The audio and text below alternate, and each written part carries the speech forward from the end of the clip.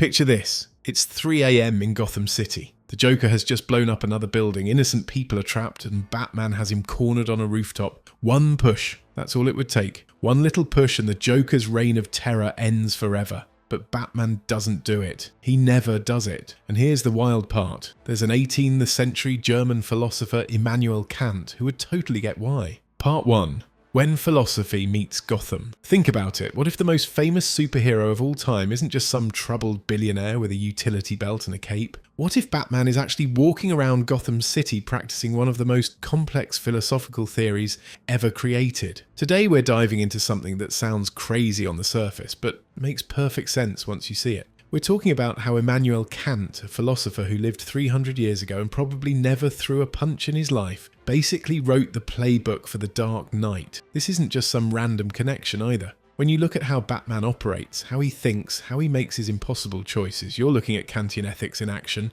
and understanding this changes everything about how we see both the character and ourselves. Part 2. The problem with being the good guy. Here's where things get interesting and honestly a little uncomfortable. Batman faces the same moral puzzle that keeps philosophers wide-eyed and awake at night. It's the kind of problem that makes your brain hurt. The Joker kills people. Lots of people. Every time he escapes the Arkham Asylum, more innocent folks die. Batman catches him, the justice system fails, and the cycle repeats. From a practical standpoint, wouldn't Gotham be safer if Batman just took care of the problem permanently? Most people would say yes. Heck, most people would say Batman's basically responsible for every death that happens after he lets the Joker live. But here's the thing that makes Batman different from every other superhero. He doesn't think that way. The Caped Crusader is operating on a completely different moral framework. It's a framework of Kantian ethics applied to the most evil characters society has to offer. Part 3. Categorical imperative, Batman's secret weapon.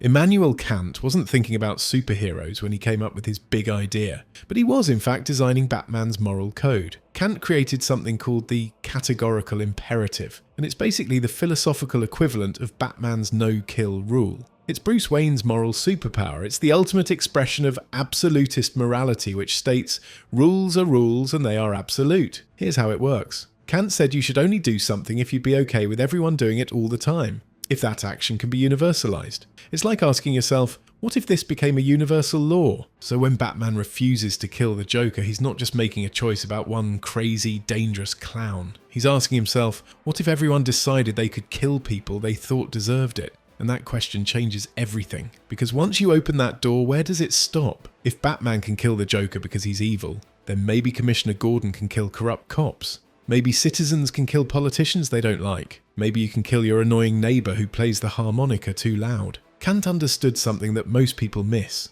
Moral rules aren't suggestions. They're either absolute or they're meaningless. Part 4. Duty over outcomes. This is where Batman gets really interesting from a philosophical perspective. Most heroes are consequentialists. They judge their actions based on results. If saving 10 people means sacrificing one, they do the math. Batman doesn't do math. Batman does duty. Every person's life is equally important. Kant believed that what makes an action moral isn't the outcome. It's the intention behind it and whether it follows moral duty. Batman doesn't save people because it leads to good results. He saves people because saving people is the right thing to do, period. He doesn't refuse to kill because it works out better in the end. He refuses to kill because killing is wrong, full stop, mic drop. Think about how radical this is. Batman knows that letting the Joker live will probably lead to more deaths. He knows that one quick decision could save hundreds of lives. But he also knows that the moment he makes that calculation, the moment he decides that the ends justify the means, he stops being Batman and becomes just a garden variety vigilante with a meaningless bat signal.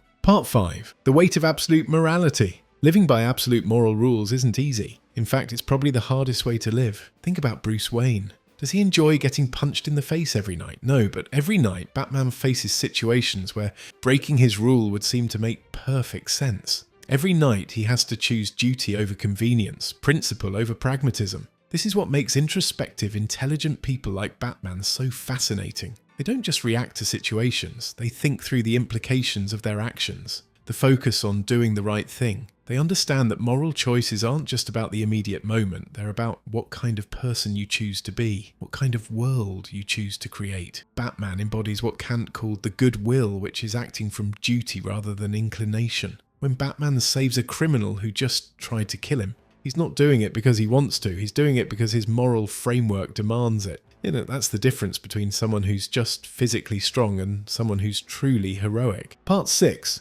A symbol of moral order. Batman's power is not his strength, his wealth, or his gadgets. It is his moral consistency. Villains know his boundaries. Cops know his boundaries. The citizens of Gotham know that no matter how bad things get, he is the line in the sand. He is a symbol of justice, a monument to an unyielding moral framework, much like Kant's entire philosophical perspective was an attempt to provide a universal, objective framework for morality that didn't rely on a fickle god or changeable human feelings. When you see Batman persist, even when his choice to spare the Joker leads to more chaos, when the moral high ground seems to be the least practical, most painful path, you are witnessing pure Kantian resolve. He doesn't act to achieve happiness or a perfect outcome. He acts to be worthy of happiness. He acts to maintain the moral structure. He doesn't let the noise of consequence drown out the quiet, absolute voice of duty. Part 7. The loneliness of moral absolutes. But let's be honest about something. Living this way is lonely, really lonely. Kant lived a pretty solitary life, and Batman spends most of his time alone in a cave. When you refuse to compromise your principles, when you insist on following absolute moral rules, even when everyone around you thinks you're being stupid or stubborn, you end up isolated. This resonates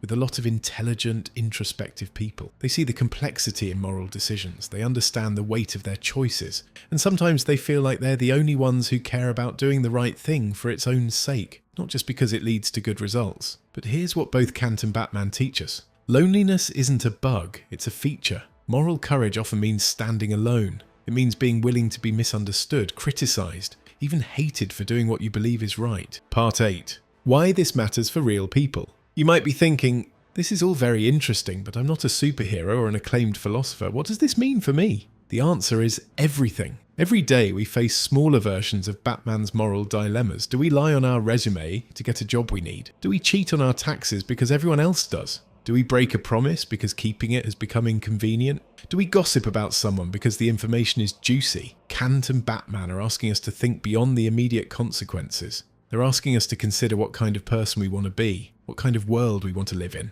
They're suggesting that maybe, just maybe, doing the right thing is worth it, even when it costs us something. Part 9. The Dark Knight's Light. So the next time you watch Batman refuse to kill the Joker, remember that you're not watching a superhero make a tactical decision. You're watching a philosophical principle in action. You're seeing what it looks like when someone takes moral duty seriously, when someone believes that right and wrong aren't just opinions, but absolute truths that guide behaviour regardless of consequences. Kant might have spent his life in quiet contemplation, writing dense philosophical treatises that most people never read. But his ideas live on in unexpected places, including in the shadows of Gotham City, where a masked vigilante practices Kantian ethics one moral choice at a time. And maybe, just maybe, that's something worth thinking about the next time we face our own moral crossroads. Because we might not wear capes, but we all have the power to choose principle over pragmatism, duty over desire, and right over wrong. In the end, that's what makes us human, and that's what makes us heroic. So, in other words, the person saying, "I am Batman," might not be Bruce Wayne or even Immanuel Kant. It might be you and all that you stand for.